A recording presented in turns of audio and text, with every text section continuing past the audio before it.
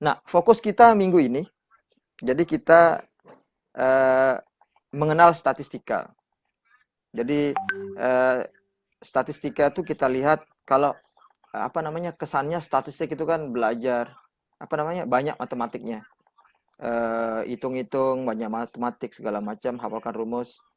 Nah, di kuliah ini kami usahakan untuk seminimal mungkin menghafal-hafal rumus.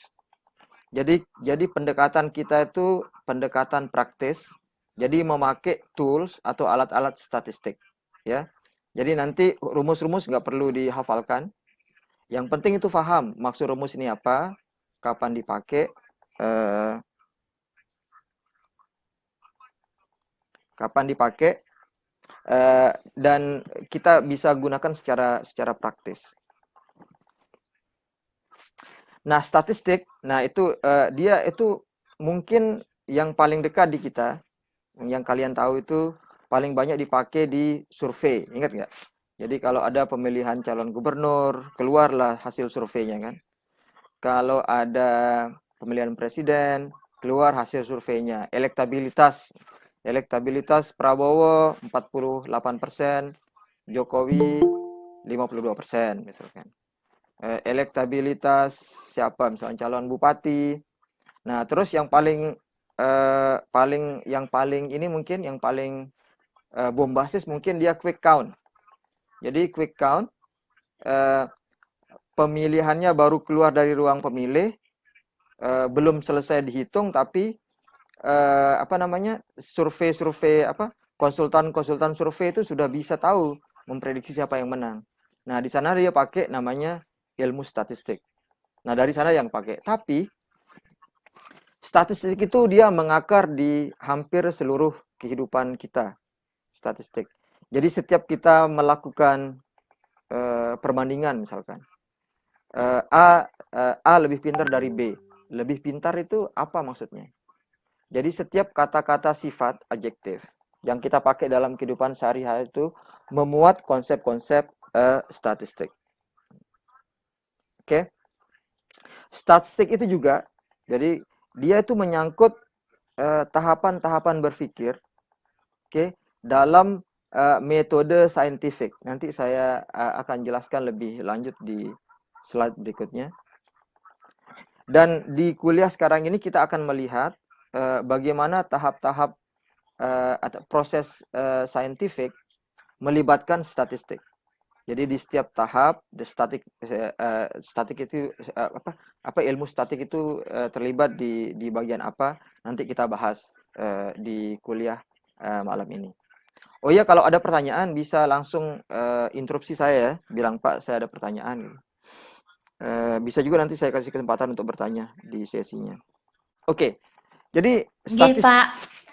jadi statistika itu apa? Jadi statistika itu secara umum atau secara ringkas kita bisa definisikan sebagai proses menganalisis data.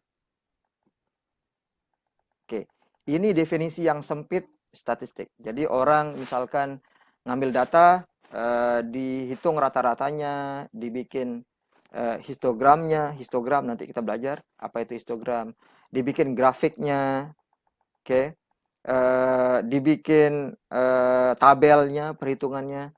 Nah, itulah yang selama ini orang pikir tentang statistika. Tapi statistika itu kalau kita lihat dalam perspektif yang lebih luas, itu kita bisa anggap statistika itu sebagai pola pikir.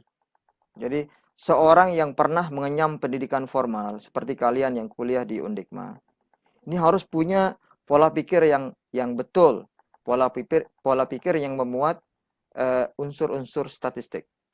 Jadi statistik itu menyangkut keseluruhan proses menggunakan metode ilmiah. Metode, kata kuncinya itu metode ilmiah. Jadi untuk menjawab pertanyaan dan mengambil kesimpulan. Contohnya misalkan, bagaimana kualitas mahasiswa Undikma dibandingkan, pertanyaan. Bagaimana perbandingan kualitas antara mahasiswa Undikma dengan mahasiswa Undram? Nah, kan orang bisa jawab apa saja kan? Orang namanya jawaban yang apa saja ini. Itu namanya jawaban spekulatif. bukan jawaban yang statistik. Kalau jawaban yang statistik, jadi proses pengambilan kesimpulan dan menjawab pertanyaan itu harus melalui harus melalui metode ilmiah. Harus melalui metode ilmiah. Jadi nggak bisa dijawab serta-merta, Unram karena dia negeri, mahasiswanya lebih pintar. Belum tentu kan. Unram karena dia kampusnya lebih besar, mahasiswanya lebih pintar. Belum tentu juga. Undikma karena dia swasta, mahasiswanya lebih malas. Ya belum tentu juga. Jadi jawaban-jawaban seperti itu yang menyangkut perbandingan, yang menyangkut aspek-aspek adjektif yang sifat, aspek-aspek kualitatif itu tidak bisa dilakukan secara serta-merta. Jadi harus dilakukan proses keseluruhan menggunakan metode ilmiah. Jadi kalau kita memandang definisi seperti itu, maka kita bisa tinjau apa ruang lingkup dari statistik. Ruang lingkup dari statistika. Jadi ruang lingkup dari statistika itu menyangkut keseluruhan dari metode ilmiah. Jadi yang pertama, desain dari studinya. Jadi untuk bisa menjawab pertanyaan, manakah yang lebih pintar, lebih cerdas antara mahasiswa Undikma dengan mahasiswa Undra misalkan. Nah itu kita nggak bisa jawab secara serta-merta. Jadi kita nggak bisa kita berspekulasi. Jadi kita untuk bisa menjawab itu dengan metode yang ilmiah dan dapat dipertanggungjawabkan, kita harus mendesain sebuah studi. Oke, kita harus desain sebuah studi. Dalam desain studi itu kita akan melakukan proses pengambilan data. Oke, kita ambil data-datanya, data-data yang diperlukan. Apa data yang diperlukan itu desain di dalam studinya. Kemudian setelah data itu kita kumpulkan, setelah data-data itu kita kumpulkan, kita harus merepresentasikan atau menjelaskan data tersebut dengan menggunakan angka misalkan, atau juga bisa menggunakan grafik.